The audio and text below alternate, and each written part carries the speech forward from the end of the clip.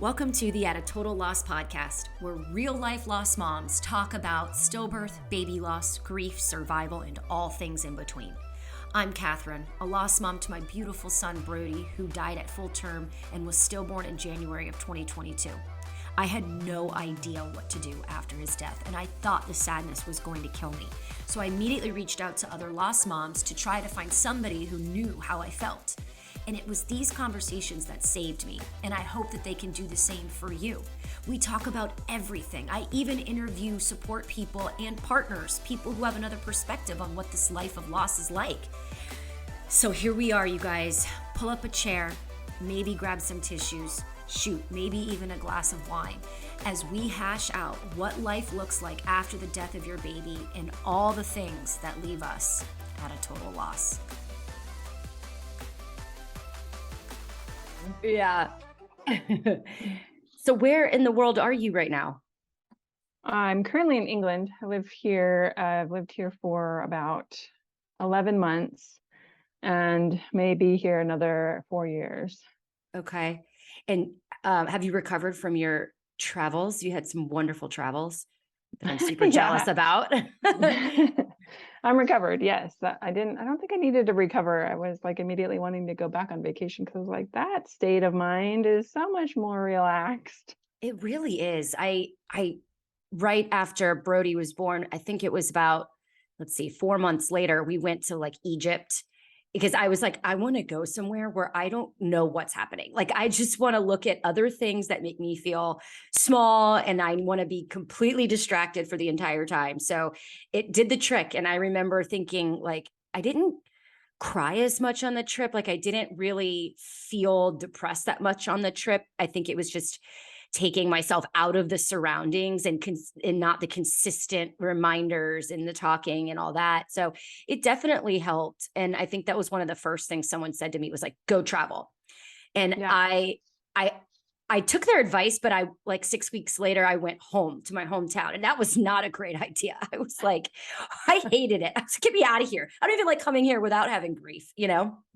But I was super jealous of your travels. You did Italy and Greece, right? Yes. Yeah.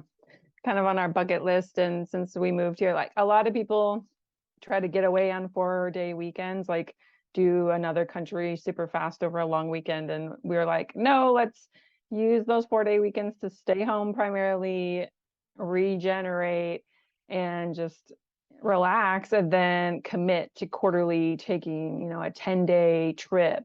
So we did Iceland back in May. Greece and Italy, and now at the end of September, I think we're going to Morocco next, and then I think Portugal after that. So that's kind of our goal, is because a lot of people move over here and try to see it all, and I've seen a lot of Europe myself. My husband hasn't, but it's like, let's just pick the best and what we really want to be intentional about. That's awesome. You said in 4 years you might move to the States. Do you miss it over here at all? I miss some things. I miss access to resources, access to like the driving over here is really uncomfortable. The roads are super narrow. So I'm constantly like, and I'm like, this is not good for my nervous system and my trauma. And I'm already like, I try so hard not to be an anxious person. I feel like I didn't have anxiety before birth trauma, but now it's just like, So I miss like everything being bigger. There's parking lots that aren't like a postage stamp because the roads are small and the parking lots are small. Like, it's so scary to park. That is so funny. I drive a tiny car.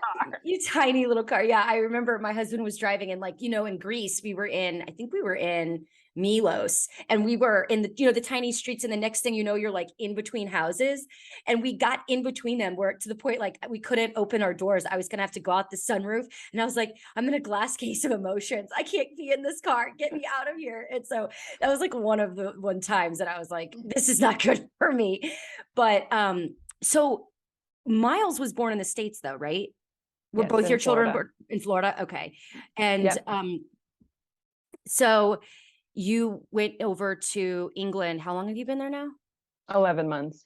Oh, okay. So not even a year yet. Okay. No. And I'm happy. Well, as awful as these conversations you and I are, because we chat a lot, but we have some fun conversations too. But we do talk a lot about birth trauma and what we've both gone through with stillbirth and all of the horribleness that sometimes, even though we both talk about stillbirth so much and we talk about baby death and baby loss and grief, um, there's still parts we don't talk about, which is Yeah. crazy that it gets even worse than that. Yeah. So I want, do you want to start with Miles' story? Yeah. Give us a little background. Yeah. For sure. So we were living in Florida at the time. So we're military, so we move every about 5 years. And I wanted a home birth. I thought so we were licensed foster parents because we were having trouble conceiving Miles. And I always kind of had this vision, like, I only want and need one biological child, and I'd be happy to adopt or foster other children, whether or not they get to be, forever with us or not. So through the journey of infertility, initially, we became licensed foster parents. And when we became licensed, I was 14 weeks pregnant with Miles. So I was like, okay, I guess everything's happening all at once. Wow. And then we got a lot of calls, and lo and behold, we got in a teenager because I just knew I'm going to have this baby. Things are going to be wild. So I want to foster a child that's independent and in school. Anyway, so that was the beginning of our journey. And I wanted a home birth. Like I said, I think that because I was like, I really want the birth I want.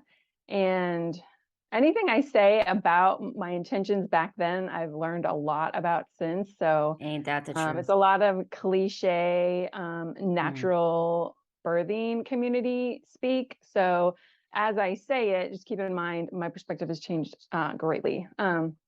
So there was actually only one company that did home births in my area. They were like an hour and 10 minutes away, and there was nobody else at the time. So I was like, okay, this is really my only option. I had heard more or less good things. There was a death at a home birth, but that company had closed down a couple of years prior. And then, so I started with my midwives shortly after having just 1 or 2 appointments at the military hospital. And then I kind of asked them, can I stay at the military hospital because everything's included and I know it's decent care? I just kind of wanted to go with them kind of right before the birth. And they're like, no, we want to establish care with you so that we feel like we're friends. And I was like, okay, that sounds great. Fast forward, I'm in my 3rd trimester and it's Easter time, and Miles was due April 7th. Easter was like around the 15th or something. So I was already around 41 weeks. And my midwives were like, oh, we're closing our office for Easter so we can go to church. And I was like, okay, I'm 41 weeks pregnant. I won't go into all of the laws they broke in that, but so I knew that I could go to 42 weeks and I felt safe. If anyone knows, like, home birth care is very minimal, very hands-off, no scans. I mean, you're having the Doppler and they're measuring your belly and you're getting weighed and having your blood pressure, and that's about it. Anyway, so they also changed my due date. So my expected due date per my like menstrual cycle was that I was going to hit 42 weeks, like 3 days prior, but they were going off of what I thought my conception date was. So that gave us like 3 days of leniency to work with, pushed it out. And so I lost my mucus plug. So everything happened, quote unquote, naturally. And the next day was like the day before Easter. No, it was like after Easter at this point. Anyway, my midwives were still not like seeing patients. And I was like, okay. But one of them happened to be in Destin near me and was driving through. So she's like, I can come check you. And I was like, yeah, I would like to know if I'm dilated at all. I lost my mucus plug. Like, am I going to go into labor? So she stops by, does a check. She says, you're 1 centimeter dilated and, you haven't lost, or your water hasn't broken or anything like that. So just go to sleep, relax, whatever. So I did that. And then it wasn't until the next night, about like 22 hours later, I had started having contractions. And it was weird, like they were like clockwork every 10 minutes. And I was like, oh, I guess this is how the body's rhythms just go. I was able to like have a contraction and fall asleep for like 8 to 9 minutes. And then all night for 8 hours straight, I did that. Oh my Like, God, how? girl. I don't know, because I'm not like the best sleeper. I'm a pretty good sleeper. But my mind just must have known, like, okay, I'm prepping, so get as much rest as possible. Okay, so then it's the next morning, and message my doula, message my midwives, and it's like, okay. So I don't want to like make this story super long. I'm laboring then forever. By the time Miles died, I was laboring for 37 hours at home, from like the beginning of those contractions through the whole next day and into the following morning. The night before, I got super painful, like pain in my side. And I was like, what is it? What is it? And they just didn't seem concerned. They were just like, it might be his position. I don't know. Try to lay on this peanut ball, if you know, the like round, like blown up ball. And my doula was mostly doing all of the work, like lay on it on the couch, try it in the bed. And I was like, this is so painful. It's excruciating. And at that point, I wasn't like, I want to go to the hospital. But I was definitely alarmed. And, you know, later I learned that's a risk or like a side effect of placental abruption, which I don't think I actually had. But the fact that no one was more concerned is just like, That blows my mind. maddening. Every time I hear these stories, I'm like, so when do they ever get concerned? I mean, do people just have these pains all the time and these things happen and it all ends up fine? I just don't get it. Okay. Sorry. Yeah. Keep No, going. it's fine. And then they were like, get in the birthing pool, because I was having a water birth at home. And I was like, I'm not in like active labor. And I don't know the reasoning for that. I don't know if it was like relax me, or hoping that getting relaxed would like make my body open. So my cervix was opening super slowly. I was only at like 6 centimeters at this point. And this is like maybe, I don't know, a few hours before everything happened. And I would, at that point, I like had my head on the side of the birthing pool, and I was like falling asleep between contractions because they started to space out. There are now, used to be 2 minutes apart. Everything was ramped up and like going like I was supposed to, but my cervix was just not opening. So I'm putting my head down, falling asleep for like a minute of the 2 to 4 minutes. And I look at one of my midwives like, what should I do? And she's like, well, if you want to rest, you should rest. And I was like, okay, I'm looking to you for guidance. So like my labor is stalling at this point, and I was so exhausted. So I was like, okay, I'll go lay down. I don't know if I slept. I don't think, I mean, barely. I was still contracted and everything. And then I hear my midwives like bickering about something, like she should have done that a long time ago. And I don't know what that was about. I still don't have an answer to that. But a couple hours passed, and then I got up, and then they're like, okay, if you want to have this baby, without fully saying like you are at 42 weeks, and like they technically should have never had me home at this point because I was way overdue. You need to ramp up these contractions. But never was there a conversation that was like, do you want to talk about hospital transfer? Like, how long do you want to go into this labor? I mean, this is like hour 34, 35 at this point. And I'm just like, so they were talking to my doula a little bit, talking to my husband a little bit, never talking to me directly. And I know it's like, keep mom calm, but it's like, I'm still like a coherent human. Anyway, so my doula had me having to do these exercises where you kind of squat to the left, take a and walk until you have a contraction, and then squat down to the right, walk until you have a contraction, and then squat down. And I was just having, she was like, how you doing? And I put it in my mind that like going to the hospital was bad. I was like, my mind is in a bad place. I'm in like a dark place. And she's like, what do you mean? I was like, I'm starting to like really feel like I want to go to the hospital. And she's like, okay, it's okay. She knew that wasn't what I wanted for my birth plan. But I was like, I'm not getting help from my midwives. Like, I'm not getting any like leadership here. And aren't they my care providers? Like, they should be carrying the ship. Like, it shouldn't just be me feeling like I'm laboring on my own. Of course, with the support of my husband and my doula, like they were very supportive. Anyway, so I didn't exactly tell my doula in the moment, but I was like, I'm gonna get through a cycle of 10 contractions of these like squat walking things. And I'm gonna go in there and just face my midwife and be like, I need to have a freaking conversation. So I'm on like number, I don't know, 5, 6, or 7. And my midwife comes out with this kind of like panic look in her face. And she's like, time to check the baby. And she has the Doppler in her hand because it's like late April in Florida. So it's really warm and beautiful. And so she's standing there, like squatting down in front of my belly. And she's just like, let's go inside. Why don't you sit down on the couch? And I was like, okay. Sits down, she's checking. And I feel like something's wrong. And then she's like, why don't you lay down on the couch? And then lay on this side, lay on that side. Why don't you stand up? And then she's like, I'm going to put you on oxygen and call 911 because Miles's heart tones are low. She was picking up tones in the 80s, which I think is my heartbeat. I think he was already dead.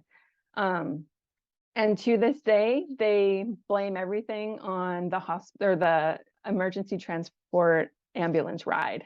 So the EMS comes. I believed her that it was Miles's tones, and maybe there's no way to tell the difference, but that's hard for me to believe if you're a seasoned midwife. And I was super calm because I didn't think anything was wrong. So I go in the ambulance and they wouldn't let her ride with, I don't know why, what's up with these like local Florida rules, or EMS get to just make their own rules. And then they wouldn't let my husband ride with either. So I was in the ambulance by myself. Wait, remind me which year this was? 2019. 2019. Okay, so this wasn't even COVID. Like this wasn't even the COVID crap. No. Okay. Oh my gosh. No. This is April 23rd, 2019. So I'm riding kind of like at a 45-degree angle because I'm like, I know I should be on my side. The EMS isn't telling me don't be on your back. So I was in this kind of like weird position, still having contractions every like 4.5 minutes. They didn't put on lights and sirens. We just rode casually like 20 minutes to the hospital. And I'm like, okay, this must not be an emergency. So I'm calm. I'm super calm. I'm like, okay, I'm going to get the help that I kind of was feeling like I need. So we get to the hospital, they roll me into labor and delivery. And like the next thing I remember is like, there's like 5 people at the foot of my bed. And I'm like, why? But later I was thinking, well, maybe they thought if this is an emergency C-section, we got to get all hands on deck. But my room was full of people. And the doctor's like, I'm sorry, there's no heartbeat. And I was just like, what? And she's like, I'm sorry. And I was just like, okay. And then I went into shock. And then another doctor, I think like her boss came in at one moment, and then they're like both on either side of the bed. And then she like leans over, nobody touches me, and is just like, you're still gonna have to deliver this baby. And I was like, well, fucking obviously, I've been laboring for 37 hours. That's what I've been working on. And then I was like, yeah, I understand. And then at that point, I was like in such shock. I had none of my support people there. You know, my midwives, my doula, my husband, nobody was there. I was there by myself. So then at that, it was just like a moment of, I don't know how to even describe this, but I was like, can I touch you? Because I needed human connection. And she was like, yeah. And so I like reached out and touched her arm because I was like, absolutely. I have nobody. I'm like, somebody should be holding your hand. Like are these robots? Were these robot midwives? I don't understand this. Well, the midwives weren't there. This was now. Oh, this was now the hospital staff. Oh, cool. Even better. Cool. Staff. Yeah. They were nice. They were great, but you know, it was not human in a lot of ways. And I don't know, like they were great, but in some ways I harbor so much like shame and guilt for going to 42 weeks and like coming from a hospital or from a home birth and just feeling like, oh, I'm that typical one that comes in, you know, that now like needs their help, but I never did before. Oh my gosh. There's a lot of like, I don't really dwell on that anymore, but there was a lot of baggage in the beginning. So that's his story. And then, you know, why we're here today. And I'll definitely let you share whatever you want to share before I keep going on, is what happened to me after and what happened to you after, and everything that comes with, you know, maternal health despite your baby dying. Right? Yes. Yeah. You know, it's right before we hopped on, I had an alert on my phone. It was for this, it's a stillbirth group on Facebook. You might even be in it. And there's like 40,000 moms in it, maybe parents in it. And literally one just popped up, and she was saying that she was 32 weeks and she started to hemorrhage and at her house, and called the ambulance and they came, but it took like several calls. She called like 4 or 5 times. They got there very chill, kind of put her in the ambulance, kind of drove her, didn't put the sirens on, stopped at every red light. They get there, the hospital has no sense of urgency. Long story short, she almost bleeds out, almost dies, baby dies, you know, in the 2 minutes that she's begging someone to do something, the baby does. I mean, my point is like, what the hell is going on? Like, I don't, the trauma of, so we have trauma on top of trauma on top of trauma on top of trauma. And what we try to do right after the death of our baby is unpack the trauma from just their absence, the grief, Yep. the missing of them, the life that we're mourning, you know. Then we start to have trauma on top of that, which is the what happened. Why is it my fault? Whose fault is it? All the blame. Was it the doctors? This and that. You have tons of that, I'm sure, because you had people with you that just simply weren't doing anything. There was lack of urgency or lack of information, almost lack of care. It seems. And I kind of didn't have it to that magnitude. I had it during my prenatal care. It was things that were overlooked, that was treated very casually. That was some sort of trauma too, because you sit and you spiral into all these details. Then you have the trauma of giving birth to your dead child. And then you have the trauma of what happens after that. Some of us go into some really horrific things. I'll let you continue because I want to hear, and then I want to hear, you know, how you got to where you are now, because I know you coach and you try to integrate wellness on top of the grief and try to get yourself, you know, kind of dealing with these sort of things, because we're having this chat. This is a chat. It's a Monday morning. We're just chatting, two lost moms, but anybody else listening to this who's never gone through this is like, holy shit, these women, I can't believe they've been through this. So these conversations are what I think we may not be the norm, quote unquote, but we still exist. There's a lot of us that go through this stuff. And, you know, regardless of the lack of medical care, that's a whole nother conversation. I mean, I don't know if it's malpractice. Typically, we can't even do anything with these stories because there's a way to maneuver it. So it's not their fault. And that's a whole nother conversation. But I want to hear what happened to you physically, because I know emotionally and mentally you were in another state of mind. What happened to you physically after Miles was born? So it wasn't even after he was born. It actually was during after, labor, during, right? Labor. Yes. Yes. It kind of started at home. So I was doing a few cycles, I think before I ever laid down to try to sleep, and I was moving so slowly. I lived in a fairly small home, and I would try to get around my dining room and living room once, like per contraction. And when I couldn't even make one revolution around my super small house, I was like, I knew I was moving slowly, but I was just like, whatever. And my husband was like kind of alarmed, but he didn't want to really say anything. And my midwives at that point, when I was doing my circles, I saw them on their phones on a local crunchy parenting Facebook group, looking at my post about how I was saying, I am so overdue. Give me some like natural remedies to like induce labor. And they're going, she is just so cute. Because I was out with my belly at the beach and I was going, I am in labor and you're scrolling, like you're not having a conversation with me. You are looking at what I'm saying online. I was like, that is how we aren't friends. That is how we don't have a patient-client relationship. Anyway, beside that, sorry. Do they still have a job? Just side note. Do they still have a job? Oh, they do.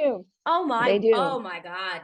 We opened an investigation and an investigator picked it up. But while they had an open investigation, they were still allowed to open a birthing center. How? I don't know. But yes, they have a booming birthing center and they're just like pumping out babies. Luckily, they don't do home births for first-time moms anymore.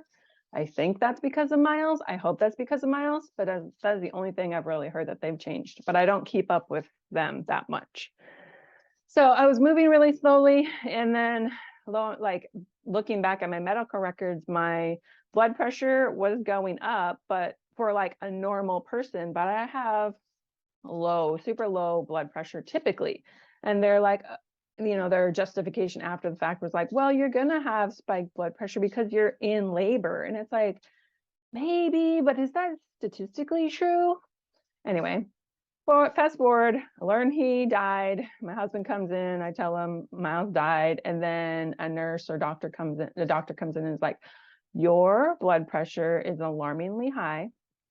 I cannot give you Pitocin. I cannot progress this labor. We need to halt your labor for anywhere from 12 to 24 hours Oh my. because you could have a seizure or a stroke. You need to be on a magnesium sulfate drip immediately. And so I don't know a lot about preeclampsia because I never was high risk for that. I always had good blood pressure. But what I believe happened was after admittance, because I understand preeclampsia can happen anytime before, during, and after birth. So I now have preeclampsia, which I hadn't fully accepted. I mean, even to this day, I don't know if I have, because it's like I was healthy. I was a CrossFit coach. I was a, health coach. I ate perfectly. I took all the perfect supplements in my eyes. And so I was just like, this is a fluke thing. So I didn't take it seriously. Well, in the moment, I was just like, whatever. So put me on a magnesium sulfate drip. Didn't know how long I was going to be on it. I was like, I can't deliver my dead baby now. This is great. And then they gave me Dilantin, which is an anti-seizure medication. I don't know if it does anything to anybody, but this is now like 38, 39 into my labor. And it made me like super sleepy and super loopy. But I'd like drift off. And then I look at my doula and I was like, how long was I asleep?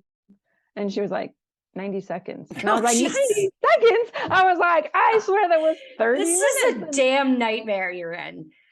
And I was like, I wish I was asleep for 3 hours. And Seriously. I'm like, what in the world? Bless. So, and then in that time, my midwives came in, dropped off some fast food to my husband and didn't come to my side, stayed across the room and was like, we're so sorry, and peaced out. And I was just like, wow, they didn't even come to my side, and they were just with me for a full day trying to do, anyway.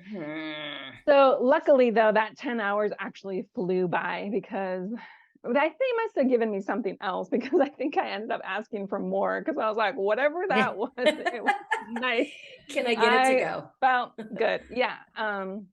So again, the whole natural birthing, I hate calling it that now. I wanted an unmedicated delivery and they honored that. And so I didn't take a epidural or anything. Oh, damn, for pain. girl. I wanted it. I really was like, screw it. My baby's dead. Can I still hold on to something for myself? Yeah, absolutely. So my blood pressure came down. My husband, I think, was terrified, but tired and keeping his cool, because after the fact, he confided, like, I thought you were going to die too. Like, I was facing that. And that's really hard for me to even like say out loud, and for us to even talk about to this day. We both get really emotional, Then after I gave, so during that 10 hours, I had to pee so bad. And I kept trying to use the bathroom and I couldn't pee. I was like, can you get just like a little bit of urine and check if I have a UTI? Because like, I can't pee. What the heck is happening? This has never happened to me. And she's like, yeah, I'll check it. No, you don't have a UTI. And I was like, okay, whatever. Then they're like, okay, your blood pressure's in a good place. We're going to put on the Pitocin and start. And that all ramped up like manageably. And I pushed for 4 hours because I don't know. I mean, the baby doesn't help, as we all probably know. I don't need to go into like the reasons why some moms have trouble like delivering their stillborn children. And then at the very end, the nurse put a mirror in front of my vagina and it's like, this usually helps. And I mean, it kind of did, but then I have like the doctor and the nurse and maybe 2 nurses and my husband and my doula, and they're all like cheering like they're at a football game, like, yeah, you're so close. And like, had it been a living baby, I mean, it felt very organic, but had it been a living baby, I'd be like, yes. But like, it was working for a while, and then I'd see like his head and I'd be crowning and then he'd like retract. So if you're watching this all happen, oh my gosh, in a mirror, I didn't know I'd get this graphic. So sorry, everybody. No, this is how it is. Yeah. No. You're good. But then like something in my mind clicked as I saw his head, and I was like, he's dead. And I was just like, that cheering didn't work anymore. And I kind of like sat up a little bit. I looked at the doctor. I'm like, can you help me pull him out, please? I need help. And she's like, okay, hold on, everybody stop. I was like, she's like, I can do a vacuum assist. We might have to break his shoulder. And I was like, he's dead. I was like, it's okay. Like, nothing can be worse. If he has a broken shoulder, he won't feel it. I was like, I need this to end now so I can start like processing the next bits. So God, that's so true. Yeah. and then Just like so needed to be done. Yeah. yeah. Well, okay, this is hour 51 from, the night when everything started. And so he was out in a couple pushes then with the vacuum assist, like 2 Yeah. pushes, and that was great. And they put him on me. I got to hold him, and like a lot of things don't happen the same way I would have had them had he been living. Like the nurse bathed him, but then she Mm. invited us over and washed all that. But I'm getting ahead of myself, sorry. So then I That's start okay. hemorrhaging, and they were like, okay, you're hemorrhaging and we have to put these 2 little tablets up your butt to try to help. I'm like, I just roll over. I'm Yeah. like, Why not? Let's go go. ahead. I'm like, I have Let's do this. no Yeah. like humility Invite more anymore. people in. Does anybody want to watch this go down? Let's make this a party. Oh my And I just God. remember looking at the nurse saying, please don't let me die. And I was serious, but I don't know if it came out in jest, but she was like, I'm not going to let you die. Because I was like, at one point you're feeling like this couldn't get any worse. And then you Mm. have these splinters of time where it's like, but I could die. Mm-hmm. And so I'm bleeding and bleeding. And then they're like, I don't know, someone was like, well, I think her bladder's really full because she couldn't pee before. So they're like, we're going to have to do a catheter. I'm so, so sorry. It's going to be so uncomfortable. I'm like, dude, I can't, like, I didn't have an epidural, but I'm like, I feel like I can't feel anything. I'm like, give me that catheter, whatever you need to do to get me to stop bleeding. They got out 1.5 liters of urine. Oh my I just think of a 2-liter goodness. bottle. And then luckily it was like pressure from my bladder and that stopped that bleeding. Wow. And it's important and it's trauma for me, but I also feel like it's so small in comparison to like your story. So I don't want to take up a ton more with that, but No, girl. Oh my God. yeah. No. No, no, So then, no. of course, I had a 2nd-degree tear and had to be stitched up. So there's that. And then I was able to, enjoy time with Miles. And like I said, the nurse like bathed him, and Alex and I got to stand alongside and hold each other and have our time with him. And then he stayed in the room with us overnight. And then they had to monitor me for that preeclampsia. So I spent the next whole day overnight, and then like half of the next day. And then I was discharged. Yeah. That is, you have so many like the before, the during, and the afters. Have you separated them and dealt with the before death, the birth, and then the afterbirth? Have you done that? How have you tried to process each one of these things? Yeah, I went to therapy immediately. I Mm. think that helped with the before, the during, and Miles dying. I will honestly say I've never separated them out and gone specifically to Mm. therapy for like my health. Mm-hmm. And I think I need to go back or do something additional. And then I want to be super sensitive. I always am mindful of this, of like moms who don't have babies after their losses. So I don't Mm. want to talk a lot about my living child, but when I was pregnant with Nora, I was like, this is going to be so hard. Like, I don't want to get to labor and delivery and freak out or have a anxiety attack that I can't control. Mm. So I then did CBT for a while, and then I kind of wasn't jiving with that woman because she was trying to layer on some toxic positivity. Like, Oh God. you're not thinking positively enough about this pregnancy. And I'm like, Wait, you what's have no CBT? freaking idea. Oh, cognitive behavioral therapy. Oh, So got it. talk Okay. therapy. Yeah. Yeah. Um, Get out of and here, so I was lady. like, I need to cut loose from her, and I think I need something a little stronger, if you were. Mhm. Like, give me a dose of some better therapy. And so I did EMDR like Yes. this over, it's not Zoom, but it's a medically encrypted Zoom. And so a different type where I'm not watching something on the screen. I had my eyes closed, and it was like separate arm tapping. And I think EMDR is different. Like, there are a lot of different modalities within that. And that helped a lot with preparing for birth. And then the third thing I did was I did see a hypnotherapist right prior, and talked her into being my doula for Nora. So she came in before I did some sessions with her the day of my induction, because my induction was like super late at night, and then she came into the hospital twice to bring us down, because we had some trauma triggers during my labor too. You know, Alex was crying, I was crying, we were worried about Nora, even though she was constantly monitored. But yeah, so that's what I did. I did yeah, one therapist at the Air Force Hospital in Florida, and then we moved to California, and I had 3 different like modalities of therapy. But long way to say, I didn't ever really talk about what happened to me, because I feel like when you're already a living outside the womb adult, you got a lot going for yourself. You're living, you're breathing, you're walking. So something that could happen to you never feels very dire, unless it's, I mean, I don't know what it takes. Maybe it's mom, me, my, you know, enoughness, my worth, but it's just like, why is it that that wasn't bigger? But my child died. Like, I feel like anything that could have happened to me just pales in comparison. The grand scheme of things, like that was a blip.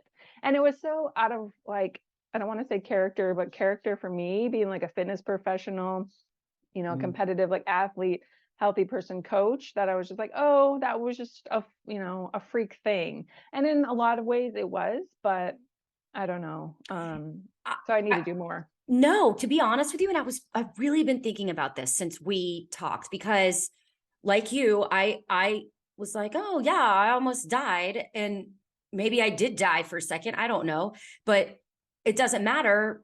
Brody's dead. So my entire recovery was, yes, there was a little bit of physical recovery after, just getting used to, you know, what life looked like with high blood pressure for a little bit, and new blood, and trauma from having fists in my uterus. Like there was a lot of things going on, and just the trauma of like that, the mental trauma that I had from, so the one part that I do struggle with is when I was placed on the table rather violently with my vagina out and my legs in like a frog position, and there were 15 doctors around me, and there was a bright light. I was getting prepped for surgery.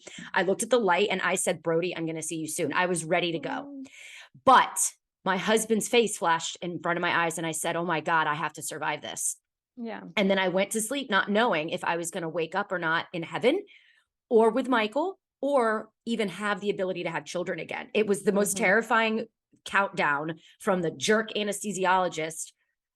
Thank God I had a kind of like a doula there. She wasn't mine. She must have been the hospital one. And she held my hand, and I just said, I need you to pray with me while I go to sleep. And she said, you're going to be okay. And I fell asleep with, she held my hand. Thank God. She nuzzled it right in her boobs. It was great. She was so cute. She was like the cutest little nanny. I loved her. But I'm going to be honest, like you, fitness professional, you know, very healthy, very clean, a very good mindset my whole life.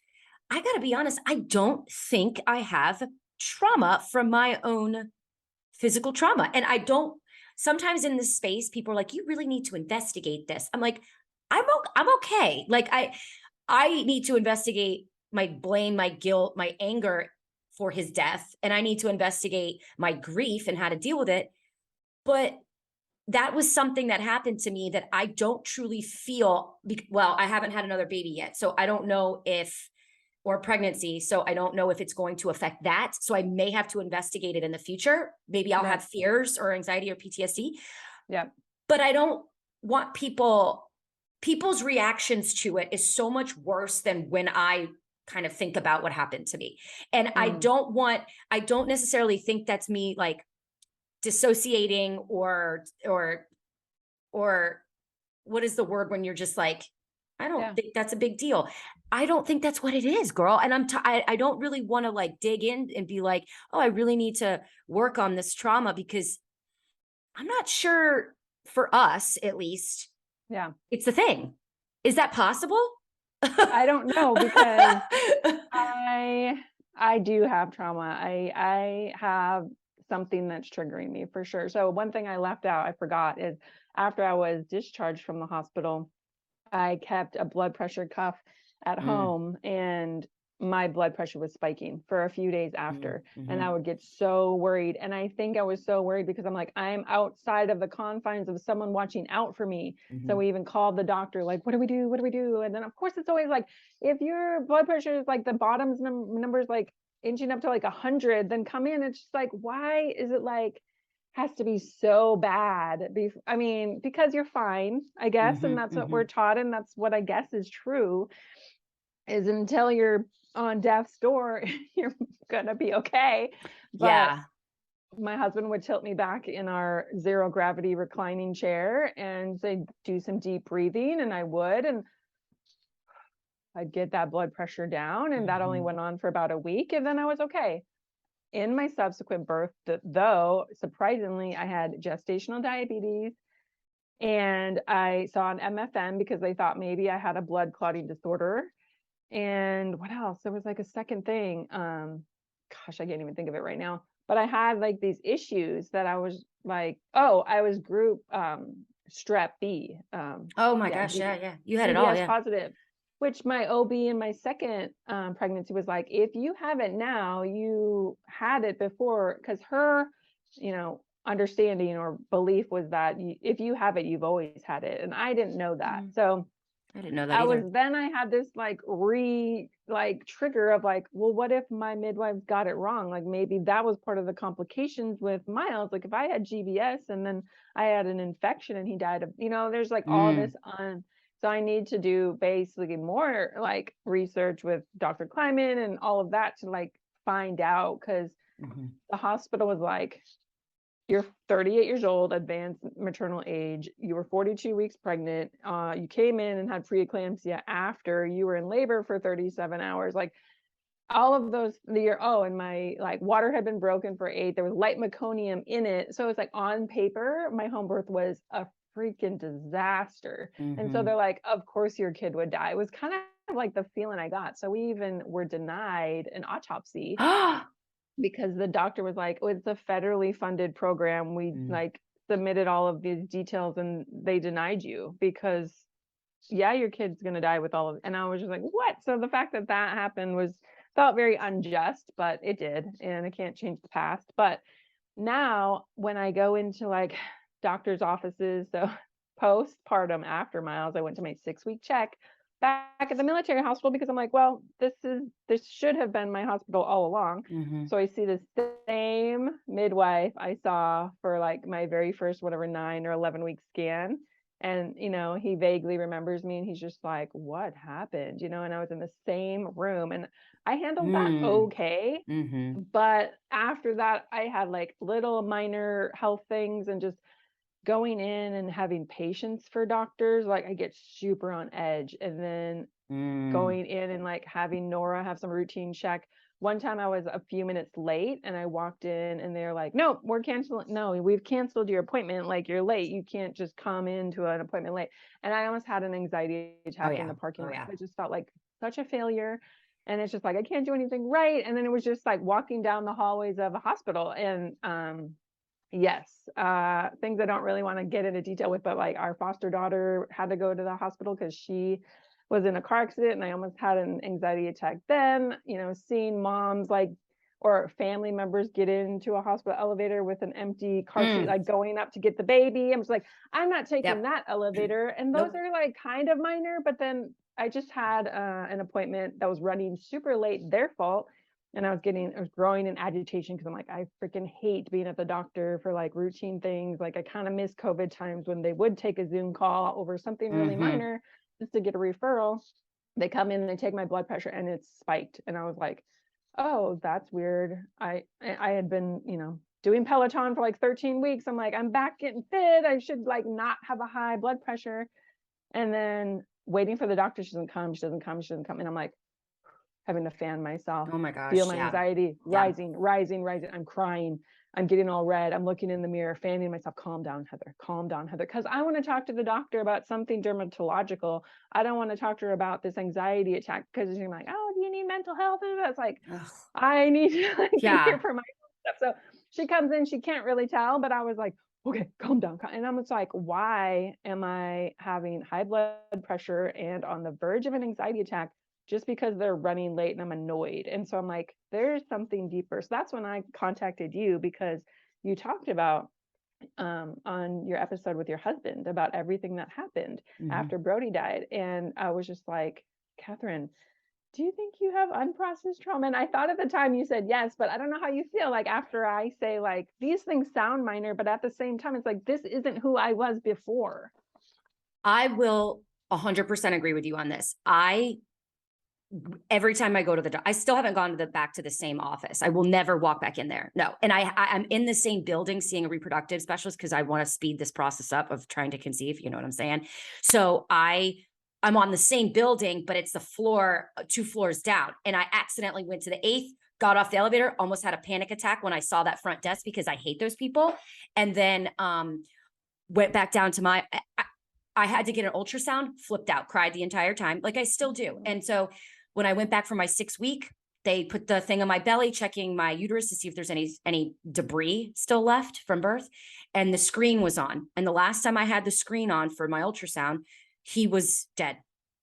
And I said, you got to turn that off. And I hyperventilated pretty much, but breathing and getting myself back together. So yes, I do have a level of PTSD, I would say. I am aware of it. I know it's going to happen. I am prepared for when it happens. I sat in the waiting room and the blinds on the window were the same blinds that I peered out of when they were trying to find his heartbeat. And I was looking outside going, oh my God, what's happening right now? Right before they said he had died. So immediately tears. And I'm just like, oh, here we go. Like, so I definitely have things I'm trying to work on 100%. And from what I've heard, there will always be triggers like that. And I don't know how much, I think we've done enough work to step foot in the door. There were probably times right after that I couldn't even get out the car. Like, I'm not going in there. I'm not doing it. But now I said, okay, I have to go in there if I want to have a kid. Like, let's go. So I'm making those steps. And finally, I'm to the point where I can get through the whole appointment. I'm drained after, but I feel like I am making progress. I think what I just haven't really thought that I've needed any processing of is the I almost died part. That's just where I'm kind of like, I don't know if I need to dig into the I almost died. Now, put me back on a hospital bed and have me give birth. Will I probably freak out to think that might happen again? I might. Apparently what happened to me was because of the stillbirth. Well, that's what they say, but who the hell knows? So yes, there is definitely a ton of PTSD going on. I've done ART, which is accelerated resolution therapy, which is a version of EMDR because she was the closest one to my house. So I went to her. I used that to help process the day that I found out he died into going to the hospital. I have not used it yet for labor, and I have not used it yet for post what happens to me. So I separated it because she kind of helped me do this, because she was kind of like, you have 3 different movies going on. Your first movie is the day that you found out, what you had for breakfast, the conversations you had on the phone, what you did for, and then you saying, okay, I need to go in, you calling, you go in, you find out, you're told you have to go deliver, blah, blah, blah. Then you need to end it when you get into that hospital bed. And I kind of did. That's kind of how my brain is. So now I have not processed his birth because I didn't really know how to do that. I mean, there was so many beautiful parts of it because I was, holding your baby and, holding my husband's hand and like things like that. And my midwife, thank God, was incredible. She was crying during the entire delivery. And so was my nurse. And that was, thank God, because I was ready to like destroy, burn it down. You know what I mean? Like, so thank God that they were like that.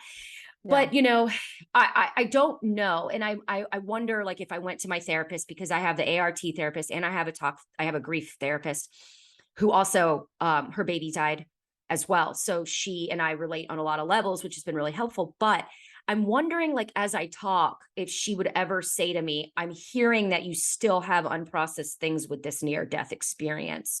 But that is not something I've really prioritized. Right. Me neither. Yeah. Not at all.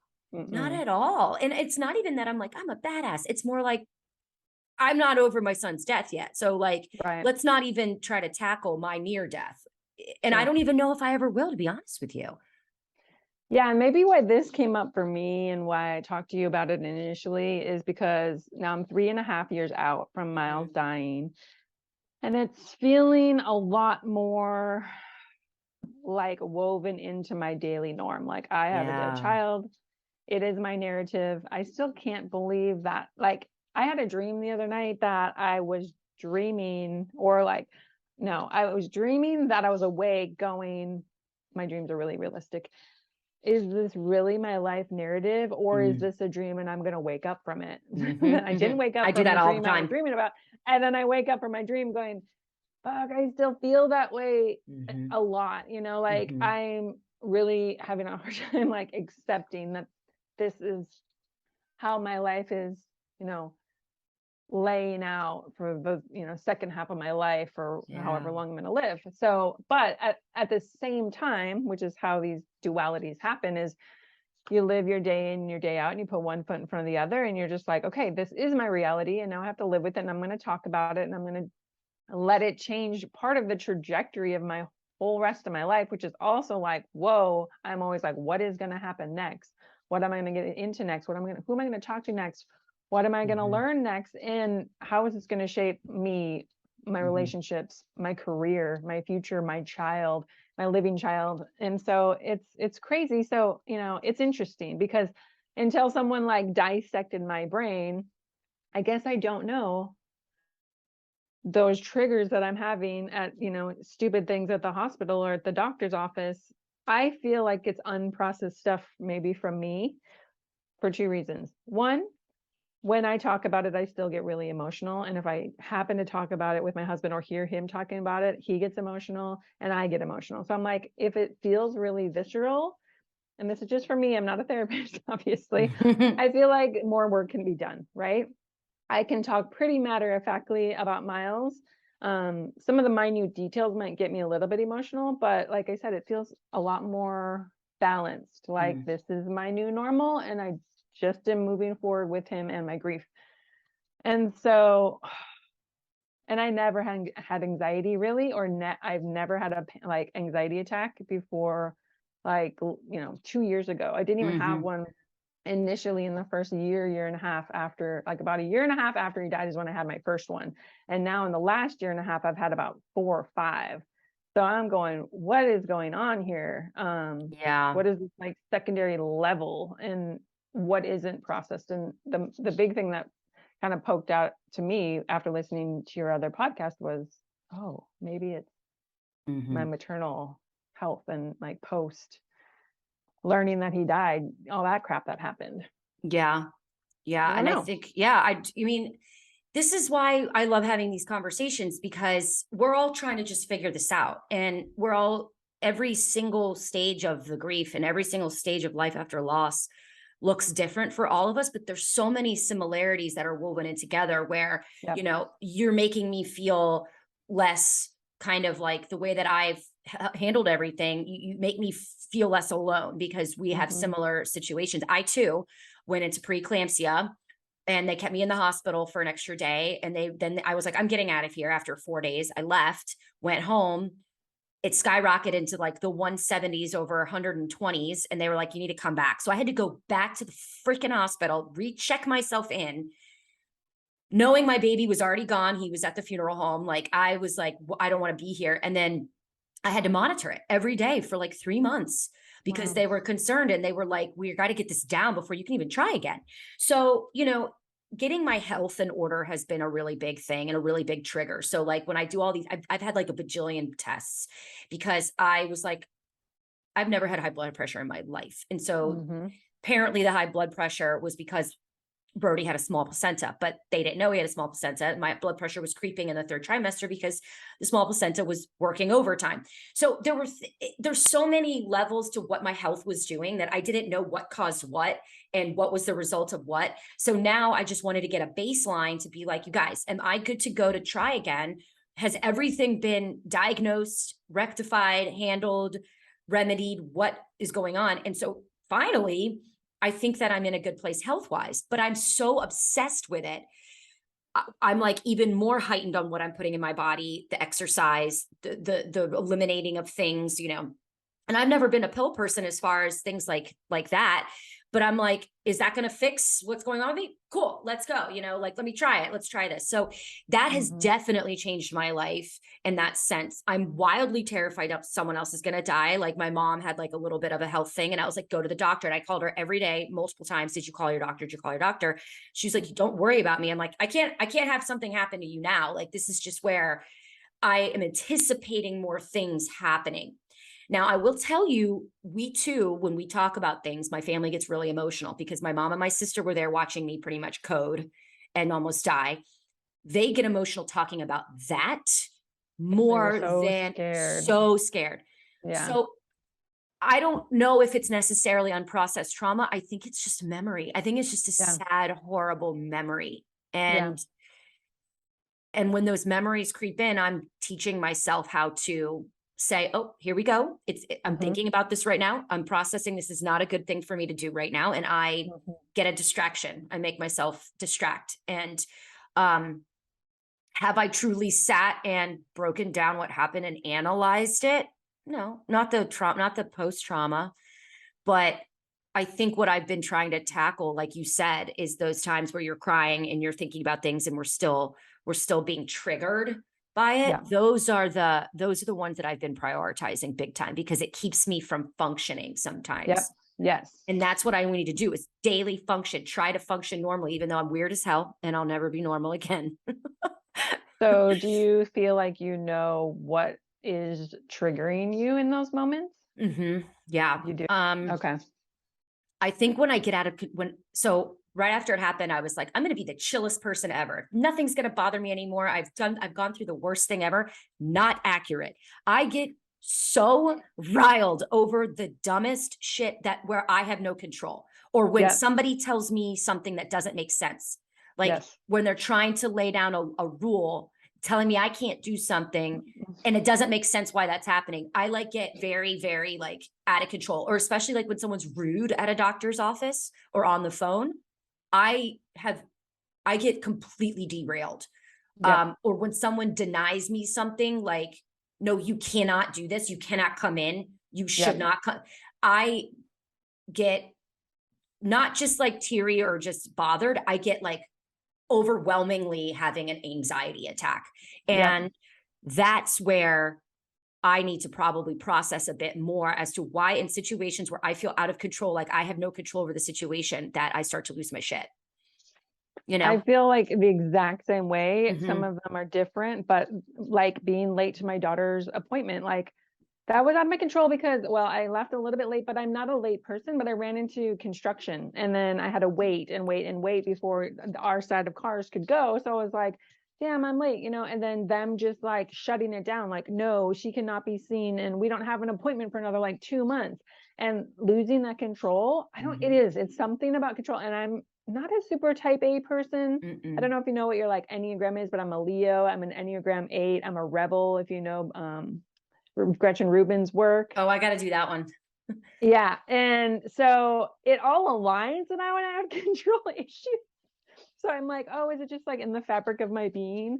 But I don't know. It's definitely that, because the first time I had a panic attack, it was over something so stupid. Like I was renting out our house in Florida while we were living in California. And then our tenant just boned out after 4.5 months after he promised to sign like a 13-month lease. And so I had to go out to Florida and go like remedy some crap. But I just got so worked up over him, like, screwing us over, that I like couldn't handle it. And then the other thing was when family was coming to visit to meet Nora for the first time, and they all wanted to come at the same time. And I was like, that couldn't give me more anxiety, but I felt like I couldn't control them because they kept trying to come in like groups. And I'm like, no, I need you here one at a time to help me and like hold her so I can get some rest, or maybe like help with some laundry. And they're like, let's all come together. And I was just like, so I'm not feeling like I could control my family. I was like, I had another one, and Alex was like, and my family, I don't know, my family's wonderful, loving human beings. I don't think it's them. I think it's maybe even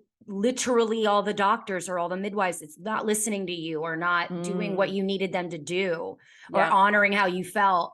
It's them. You're just, it's not a projection, but it's more like they represent that feeling that you had with those strangers, those doctors.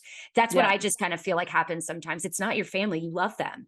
but it's bringing on a feeling that's very familiar to how you felt in that hospital. And that's Yep. sometimes what happens too. Yeah. You know, like if someone doesn't give me any answers or is not very clear about my test results or something like that, and doesn't give me a direct, this is what you need to do. Because I remember being in the ICU and the doctor who saw Brody at my 36-week appointment right before he died casually sat on the edge of my bed and was like, you could try again in 3 months. And she was like, this is like being struck by lightning. It won't happen again. And I was like, excuse me? And she had nothing to say to me. And I felt so angry. I was like, how do you walk down here and not show any compassion and not talk me through this? Like, how can you just be like this? So when that happens again, I get that same feeling of being in the ICU bed. And so, you know, is that unprocessed trauma? Potentially. Is it a trigger? 100%. And is it something that may irritate me for the rest of my life? Maybe. But Yeah. what I'm trying to do is, it may always affect me, but I'm trying to learn how to react to it when it does. That's where my focus has been, because I may not be able to prevent it from affecting me ever, but I can try to help control my reaction to it. I think that's what I've really been working on. But there's been situations, girl, where like, I don't know if you saw one of my posts, there's no amount of breath work or anything that's going to get me out of some situations. I'm like, I'm just going to leave. I'm going to go, like, and I don't say a word. I just leave and then I'm fine. So those are still the things that I'm trying to work on. But, you know, 9 months out, I put a lot of pressure on myself to try to function normally, but then sometimes I sit down and I'm like, bitch, you've been through it. Give yourself some grace. And even you're only 3.5 years. That's not, I mean, I've talked to women who are 10 to 15 and they are still tearful when they talk about it. And it's never going to go away. It's just how we have to not let it consume us or become our identity. And that's something that I've really been trying to work on as well. Separating this trauma, this loss, and what it looks like to be this Catherine, this version of Catherine now, you know, instead of just projecting loss and grief all the time. You know, what does it look like? What does life look like? I mean, it's some heavy shit. Yeah.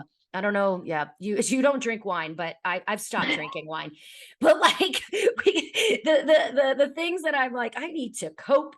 What's going on? Tell me, so you're coaching though, right? So have you always been a wellness coach? I have been since 2015. So for 7 years. Currently, I don't have any clients.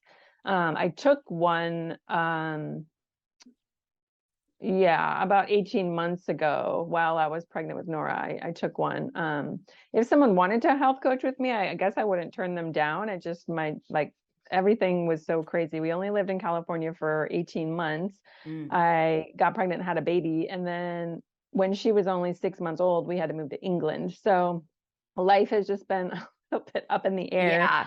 And then having a baby and then zero support, that family that, you know, kept trying to visit now has only been out to England once or twice. And it's just so hard. I'm, you know, half my day I'm with her, then half the day I'm trying to hold down a part-time job. I also work in marketing, in the organic food product space, and own my own small, like, marketing company.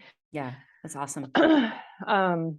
But it's still at the root of who I am. Like, my life still follows that. And then as far as CrossFit, like, if there was a CrossFit gym on this Air Force base, I would potentially coach, because I'm still current on my level 2 CrossFit certification, but there isn't one. So, oh man.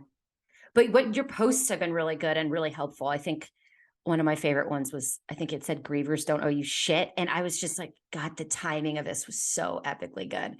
And I'm so glad. it was so good. I know. Don't you love when you just like let something fly and you're like, oh God, I don't know if this is going to go well. Like, let's see what happens next. I usually don't care.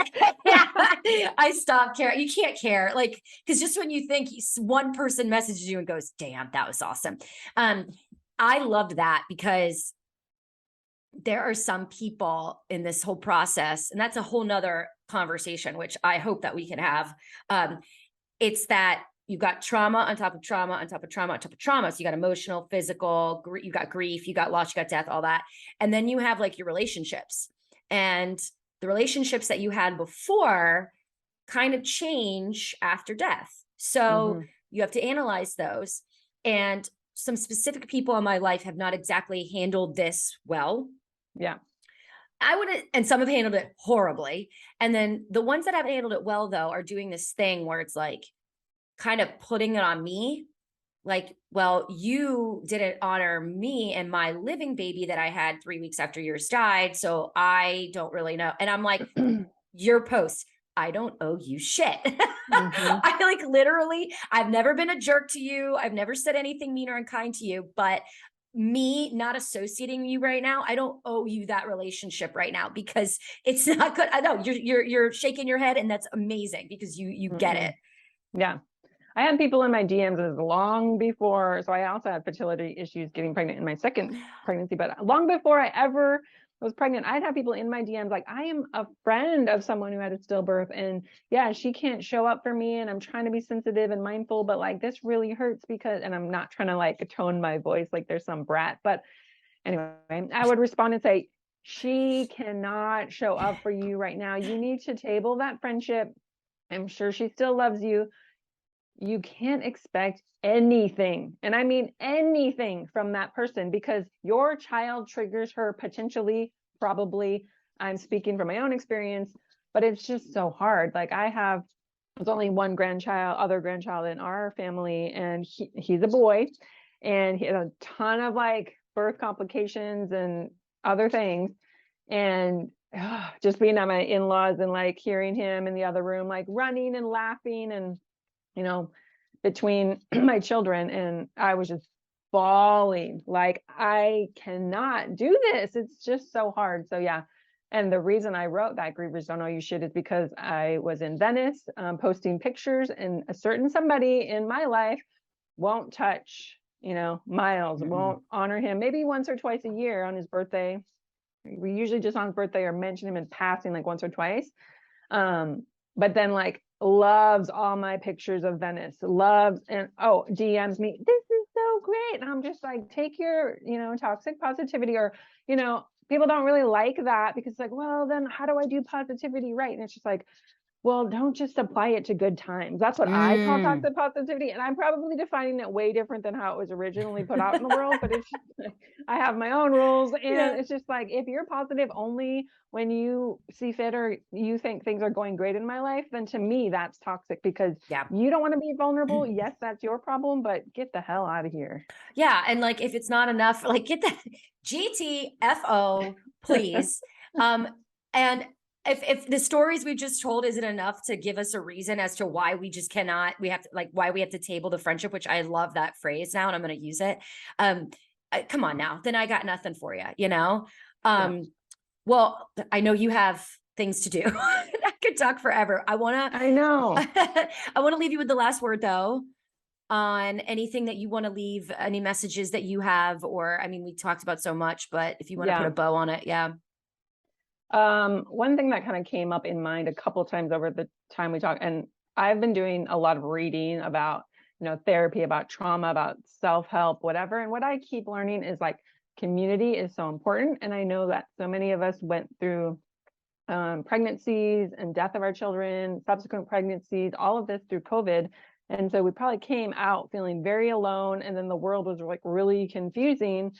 Or even if it wasn't in COVID times, all of your friends are like in a different place now. And all I can stress is like, for me, that really fills my cup, is find a bunch of strangers in community. So here in the UK, SANS, stillbirth and neonatal death support, I couldn't go. And I'd get so bummed because I only met one night a month. And now I've gone like 3 times in a row, and I leave there.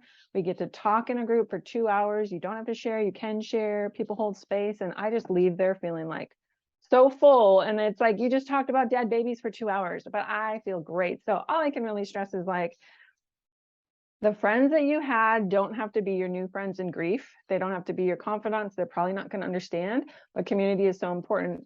Going like circling all the way back to what you started with, is that Facebook group that saved my life for the first probably 6 months. That Facebook group, I think it's called like Stillbirth and Infant Loss. Yeah, like 40,000 members. I still a member, but I think I like muted it because I was like, I'll go and see, because it's a lot. Because the further you get out, it's like, it just hurts your heart to see babies die every single day. So I had to kind of take a break from that. But all I would say is like cultivate community.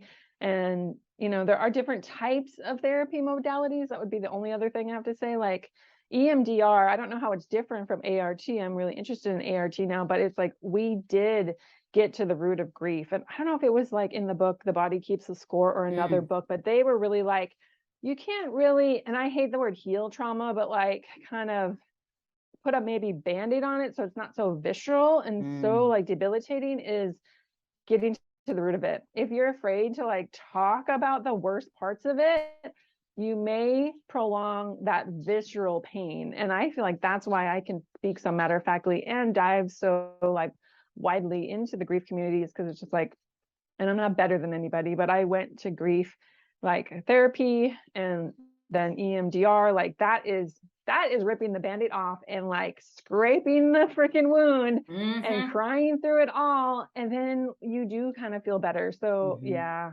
it's sometimes that's what it takes. And that's just not, that's like proven, Yeah. Talking about it gets you kind of closer to moving forward with Absolutely. the weight not being so heavy. So I guess I'll leave it. I had questions for you, but I'll talk to you offline about that. Absolutely. Oh my God, you said so much stuff. I'm like, I need to talk to her about this. And we need to schedule when you can come, where you need to go to that concert. I sent you that when we were young concert. Dude, we would rage. That would be so fun. If we could get to Vegas this weekend coming up next year. Can you imagine? Yeah. Oh my gosh. But yeah, so thank you so much for doing this. Really. Yeah, I don't think we discovered anything new other than that everyone's trauma is the same but different. A lot of things come up similarly for people, but I think the roots are, that's what I wanted to say too, really briefly. Like EMDR does help you get to the root. Like I'd be tapping and crying and I'd be like, oh, I feel like I don't have control. And it's like, oh, that's about my midwives, but no, that's about my parents not listening to my medical like worries when I was a kid. And it's like it's like, oh, it hurts my heart that it's deeper than my midwives because I want to be so mad at them. But it's like, oh, what's holding space really viscerally in my mind is actually other traumas, or maybe not even trauma. Yeah.